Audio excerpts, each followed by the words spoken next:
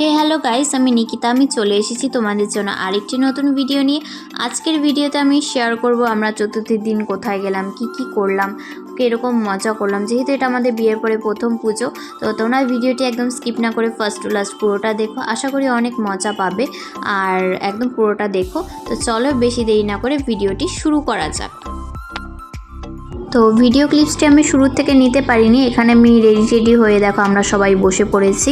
এটা টোটোর মতন যে অটোগুলো বেরিয়েছে, তো সেটার মধ্যেই আমরা যাচ্ছিলাম দিনহাটায় পুজো দেখতে। কারণ আমরা শুনেছি যে পরের দিন থেকে নো এন্ট্রি লাগিয়ে দেবে, তো তার আগে দিনহাটা ঘুরে শেষ করব ভেবেছি। তো এটা হচ্ছে দেওয়ানহাটে স্টপেজ দিয়েছিল, তো সেইখানে আমরা দাঁড়িয়ে কোল্ড ড্রিঙ্কস খাচ্ছিলাম। আর যে প্রচণ্ড গরম পড়েছে, 5 মিনিটে আজকে আমি মেকআপ কমপ্লিট করেছি নিজের। যাই হোক, তারপরে দিনহাটা যাওয়ার রাস্তার মধ্যে দেখলাম এখানে এসে এত বড় একটা লম্বা লাইন লেগেছে। তারপরে তো দেখো এখন আমরা দিনহাটা কিন্তু ঢুকে পড়েছি। তারপরে তো দেখো ফার্স্টেই এসে পড়েছি একটা প্যান্ডেলে। এটা জানি না কোথাকার কি প্যান্ডেল, তোমাদেরকে আমি দেখাচ্ছি পরপর কোথায় কোথায় গিয়েছি, কিন্তু আমি জায়গাগুলোর নাম জানি না, ঠিক আছে?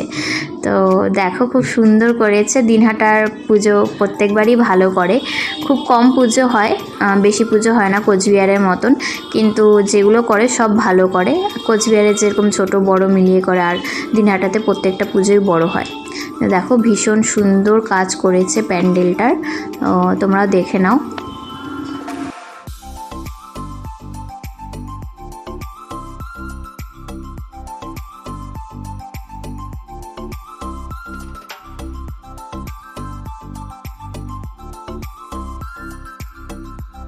তো দেখতেই পারলে চতুর্থী, তারপরেও কতটা ভিড় হয়েছে।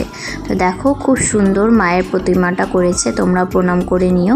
তারপরে এখানে দাঁড়িয়ে আমরা যেগুলো ফটোস ভিডিওস ক্লিক করা সেগুলো করে নিলাম, তোমাদের সাথেও শেয়ার করলাম। আজকে আমাদের এই লুকটি তোমাদের কেমন লাগছে অবশ্যই কমেন্টস করে জানিও। যদিও আমি কোনো রকম মানে সাজগোজি করতে পারিনি, নর্মালভাবেই চলে এসেছি, এত তাড়াহুড়োর মধ্যে এভাবে হয় না। তারপরেও তোমরা জানিও আমাদেরকে কেমন লাগছিল। আর তারপরে দেখো এই একটা পেতনিকে পেয়েছিলাম, এটাকেও ক্যাপচার করে নিয়েছিলাম। তারপরে দেখো চলে এসেছি মন খুশি ভাতের হোটেলে খাওয়া দাওয়া করার জন্য। এই হোটেলটিতে আমরা গতবারও খেয়েছিলাম, খাওয়া দাওয়া ভীষণ ভালো লেগেছিলো, তাই সেকেন্ড টাইম আবার চলে এসেছি। তো এসে দেখি অনেকটাই গেট আপ চেঞ্জ হয়ে গেছে। দেখলাম যে ভিতরে এসি ছিল, এসি টেসি কিছু নেই। তো যাই হোক, খাওয়া নিয়ে কথা, তো খেতে বসে পড়েছি। আমাদের খাওয়ার মেনুতে ছিল ভাত, ডাল, আলুর চিপস আর ফুলকপির তরকারি, আর সাথে ছিল কাতল মাছের কালিয়া। তো এসব দিয়েই খাওয়া দাওয়া করলাম, আর খাওয়া দাওয়া খুবই ভালো ছিল। তো তোমরাও গিয়ে খাওয়া দাওয়া করতে পারো, যারা দিনহাটার থেকে আছো, আর যারা কোচবিহার থেকে আছো তারাও খেতে পারো। তো চলো বেশি দেরি না করে আগে খেয়ে নিই।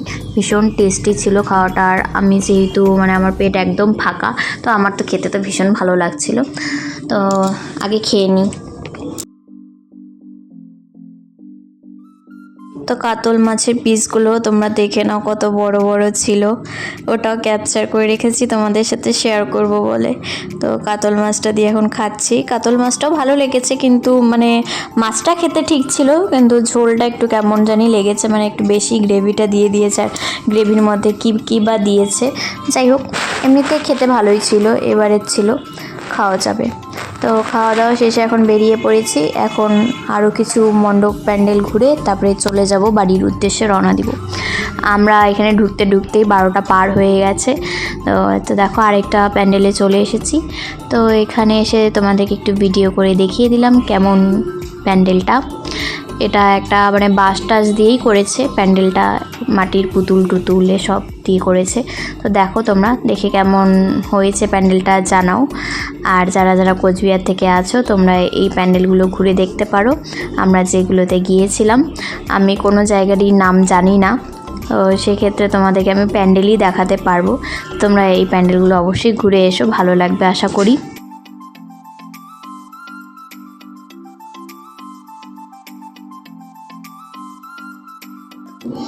তারপরে দেখো ওই মণ্ডপ থেকে বেরিয়ে আমরা আরেক জায়গায় চলে এসেছি, আদর্শ ক্লাব যে মণ্ডপটি আছে প্রেম মন্দির বানিয়েছে, তো সেখানে যাব। সেখানে যাওয়ার আগে আমরা যেই স্প্রাইটের বোতলটি নিয়েছিলাম, গ্লাস সব নিয়ে এসেছি, তো দাঁড়িয়ে দাঁড়িয়ে ওটা খেয়ে নিলাম। এখন যাচ্ছি ওই প্রেম মন্দিরের উদ্দেশ্যে। তার আগে যাওয়ার আগে দেখলাম এখানে আরেকটা মণ্ডপ পড়েছে, তো সেখানেও আমরা ঘুরে নিলাম, তো তোমাদেরকেও দেখিয়ে দিলাম। দেখো খুব সুন্দর প্যারাশুট টাইপের ডিজাইনগুলো করেছে, ভীষণ সুন্দর করেছে মণ্ডপটা, একদম ইউনিক টাইপের। তোমরা যেতে পারো, ভীষণ ভালো লাগবে, আমারও খুব ভালো লেগেছে। কাজগুলো ভীষণ সুন্দর ছিল, নিখুঁতভাবে কাজগুলো করেছে। তো যাই হোক, তারপরে এখান থেকে বেরিয়ে এখন যাব কিন্তু আমরা আদর্শ ক্লাবে, যেখানে প্রেম মন্দির বানিয়েছে। এই তো দেখো আমরা চলেও আসলাম 50-এ আদর্শ ক্লাব মণ্ডপটিতে। তো দেখো এত দূর থেকে লাইটিং শুরু হয়েছে, এটা কিন্তু অনেক দূর হাঁটতে লাগে এখান থেকে শুরু করে, মানে আমরা তো ওই মাথার থেকে এসেছি একদম হেঁটে হেঁটে হেঁটে হেঁটে এত দূর এসে দেখি এখানে প্রচণ্ড লাইন লেগেছে, বিশাল বড়। তো এই লাইন ভেদ করে তারপরে এখন আমরা ভিতরে ঢুকবো। তো চলো এখন তোমাদের মণ্ডপের ভিতরটা দেখিয়ে দিই। এখন আমরা ঢুকে পড়েছি সাকসেসফুলি, তো চলো ভিতরে যাওয়া যাক। আর ভিতরটা কিন্তু ভীষণ ভীষণ ভীষণ সুন্দর করেছিল। আর এই প্রেম মন্দিরই কিন্তু গত বছর আলিপুরদুয়ারে বানিয়েছিল। যাই হোক, ওখানে তো যাওয়া হয়নি, তো দিনহাটায় চলে এসেছি। তো দেখো ভিতরের কাজগুলো, প্রচণ্ড ভিড় ছিল, তাই আমার যেতে একটু প্রবলেমই হচ্ছিল। দেখতেই পাচ্ছ ক্যামেরাও কাঁপছে। তারপরে এদিকে দেখি একটা রাধাকৃষ্ণের মূর্তি সাজিয়ে রেখেছে, আর ওই সাইডে মা দুর্গার মূর্তি। আর উপরে দেখো কি সুন্দর ঝালর টালর দিয়ে ভীষণ সুন্দর রকম ডিজাইনটা করেছে। আর ভেতরে মানে রাধাকৃষ্ণের গান লাগিয়েছে, তো গানটা তোমাদেরকে শোনাতে পারলাম না, কারণ নাহলে কপিরাইট আবার লেগে যাবে। তো যাই হোক, তারপরে দেখো বাইরে আবার কৃষ্ণ ঠাকুরের এই মূর্তি টুর্তিগুলো বসিয়েছিল। তো এখন চলো তাহলে কোচবিহারের উদ্দেশ্যে রওনা দেওয়া যাক। এখন কিন্তু আমরা টোটোতে করে চলেও এসেছি কোচবিহারে, বাড়ির সামনে এসে এই ভিডিওটা করেছি।